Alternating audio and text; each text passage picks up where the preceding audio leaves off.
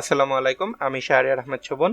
আমরা last video সিরিজে স্যাস দেখেছিলাম এবং তার সেকেন্ড ভিডিওতে কিভাবে ইনস্টল করতে সেই প্রক্রিয়াটা আমরা টিউটোরিয়াল হিসেবে দেখেছিলাম এবং সেখানে নোড.js এর npm প্যাকেজ ম্যানেজারের মাধ্যমে আমরা মূলত স্যাসটা ইনস্টল করেছিলাম node-sass এবং সেটা টার্মিনালের মাধ্যমে স্যাস থেকে সিএসএস এ কম্পাইল করেছিলাম। কিন্তু স্যাস একটা ছোট্ট কাজের জন্য, অর্থাৎ স্যাস থেকে সিএসএস এ নিয়ে যাওয়ার জন্য আমরা যে লেন্থি একটা প্রসেস করেছিলাম, অর্থাৎ একটা বড় একটা নোড মডিউলস ফোল্ডার করে সেটার যখন npm দিয়ে আমরা node-sass ইনস্টল করি তখন প্রায় 60 থেকে 70 MB সাইজের একটা নোড মডিউলস ফোল্ডার তৈরি হয়। তো তাছাড়া এরপরে আবার টার্মিনালে গিয়ে সেটা কনভার্ট করা অনেক ঝামেলা। কিন্তু এই ছোট্ট স্যাসের কাজটা করতে গিয়ে এত ঝামেলা করা অনেকটা মশা মারার জন্য কামান দাগার মতো ব্যাপার। তো আমরা এখন একটা বিষয় কাজ করব, সেটা হচ্ছে কীভাবে স্যাসটাকে খুব সহজে ইনস্টল করে কম্পাইল করা যায় এবং আমাদের টাইমটা বাঁচানো যায়। তো সেক্ষেত্রে আমি প্রথমেই একটা index.html ফাইল তৈরি করে নিব অ্যান্ড দেন আগের মতো একটা SCSS ফোল্ডারের মধ্যে style.scss নামে একটা ফাইল তৈরি করব।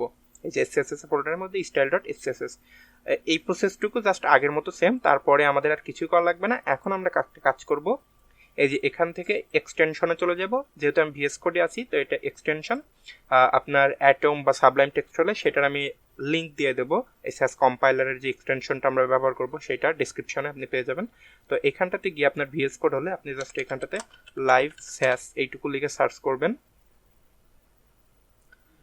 এবং একটা কম্পাইলার, স্যাস কম্পাইলার আপনি পেয়ে যাবেন। এই যে প্রথমে যেটা এসেছে এটা হচ্ছে গ্লেন 2223, এরকম একটা অথরের নাম, লাইভ স্যাস কম্পাইলার। এই যে আইকনটা এরকম দেখতে, আপনি এটা দেখে নেন। অন্যগুলো আপনি ব্যবহার করতে পারেন, বাট আমি প্রেফার করবো এটাই ব্যবহার করা। এখানে জাস্ট সিম্পলি ইনস্টলে ক্লিক করলে এটাই যে ইনস্টল হয়ে যাবে। তো ইনস্টল হবার পরে আমরা যে কাজটা করব সেটা হচ্ছে style.css আমরা একটু সিএসএস কিছু একটা লিখি, সেটা মার্জিন 0 হতে পারে। এবার যদি আমি একটু সেভ দিই তাহলে দেখেন এখানটাতে কিছুই হচ্ছে না। কেন হচ্ছে না? কারণ আমরা এটা কোনো কম্পাইল অন করি নাই। তো এসএসএস ফাইলের মধ্যে গিয়ে এখানকার ওয়াস এটাতে ক্লিক করার সঙ্গে সঙ্গে দেখেন এখানটাতে style.css নামে একটা ফাইল জেনারেট হয়ে গেছে অলরেডি। তো আমি যদি এটা ওপেন করি দেখেন এখানটাতে মার্জিন 0 এবং আরও একটা ফাইল তৈরি হয়েছে, এটা ম্যাপ ফাইল। এটা সম্বন্ধে, এটা সিএসএস এর সম্বন্ধে আমরা একটু পরে আলোচনা করব।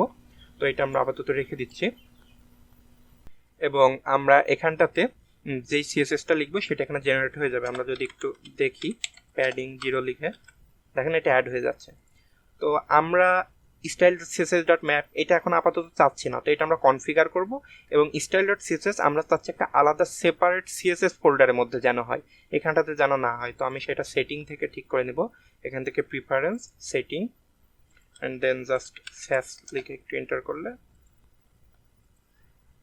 এখানটাতে যে লাইভ স্যাস কম্পাইলার এক্সটেনশন থেকে, তো এইখানটাতে গিয়ে আমি একটু নিচে স্ক্রল করে এসে এই যে লাইভ স্যাস কম্পাইলার সেটিং ফরম্যাট এটাতে ক্লিক করব। আপাতত স্টাইল সিএসএস কেটে দিই অ্যান্ড এইখানটাতে আপনি দেখেন সেভ প্যাথ যেটা সেটা নাল রয়েছে, অর্থাৎ সেম জায়গাটাতে হবে। তো আমি এটা চেঞ্জ করে করব কি সিএসএস নামে একটা ফোল্ডারের ভিতরে এই ডট দিয়ে আমি কারেন্ট ডিরেক্টরি বোঝালাম এবং তারপরে এইখানটাতে একটা ফোল্ডার হয়ে সেটা সিএসএস নামে একটা ফোল্ডার হয়ে তৈরি হবে। তো আমি যদি সেভ করি অ্যান্ড এগুলো ডিলিট করে দিই, তো এইটা যদি আমি আবার সেভ করি তো দেখেন এই যে এখানটাতে সিএসএস একটা ফোল্ডার হয়েছে, তার মধ্যে style.css আর ম্যাপ ফাইলটা তৈরি হয়েছে। কিন্তু আমরা ম্যাপ ফাইলটাও চাচ্ছি না, তো সেক্ষেত্রে আমরা সেটিংয়ে গিয়ে আমি জেসনটা কেটে দিই। এই যে জেনারেট ম্যাপ এইখানটাতে ক্লিক করব অ্যান্ড দেন এইটা আমি ফলস হিসেবে সেভ করে দিব। তাহলে কি হবে, এইটা হচ্ছে আর এই জেনারেট ম্যাপটা তৈরি করবে না। আমি যদি এবার এটা সেভ করি এবং আমি পুরো ফোল্ডার সিএসএস এটাই ডিলিট করে দিলাম, এটা যদি আমি সেভ করি দেখেন আর ম্যাপ ফাইলটা নেই, অর্থাৎ শুধু style.scss এবং আমরা যেমনটা চাচ্ছিলাম বা নোড মডিউলটা যেমনটা করছিলাম এটা সেমভাবে কাজ করছে। এখন index.html আপনি আগের মতো সিএসএসটা লিঙ্ক করবেন আর এখানটাতে জাস্ট সেভ করবেন এবং মনে করে এখান থেকে ওয়াস এটা অন করে দিবেন। তো এই যে এখানটাতে ওয়াস স্যাসে ক্লিক করলে যে ওয়াস স্যাস ক্লিক করবেন, ওয়াচিং লেখা থাকবে এবং সেভ করলে সাকসেস ইরোর দেখালে আপনার একটা টার্মিনাল ওপেন হয়ে সেটা আপনাকে ইরোর দেখাবে।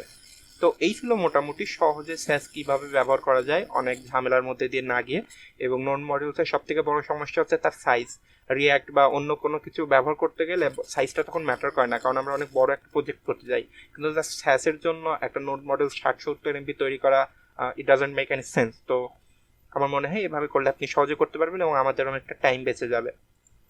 তো দেখাচ্ছে ইনশাল্লাহ খুব দ্রুত নেক্সট ভিডিওতে। আমি বেশ কিছুদিন ধরে ভিডিও দেই নাই, কারণ হচ্ছে আমি বড় বড় কিছু প্রজেক্ট নিয়ে কাজ করছি যেগুলো আমি টিউটোরিয়াল হিসেবে দেখাবো, যেমন ইউটিউবের ইউআই ক্লোন কিংবা গুগলের ইউআই ক্লোন, ফেসবুকের ইউআই ক্লোন।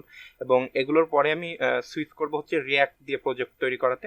তো আপাতত আমি কিছুদিন এই কারণে বিশ্রাম নিয়েছি, তবে 2-1 দিনের ভেতরে আমি চেষ্টা করব একটা সিরিজ করে প্রজেক্ট করবার। আপনারা যারা ম্যাকওএস ক্লোনটা দেখেননি তারা দেখে আসতে পারেন। And till then tata, bye bye, আসসালামু আলাইকুম।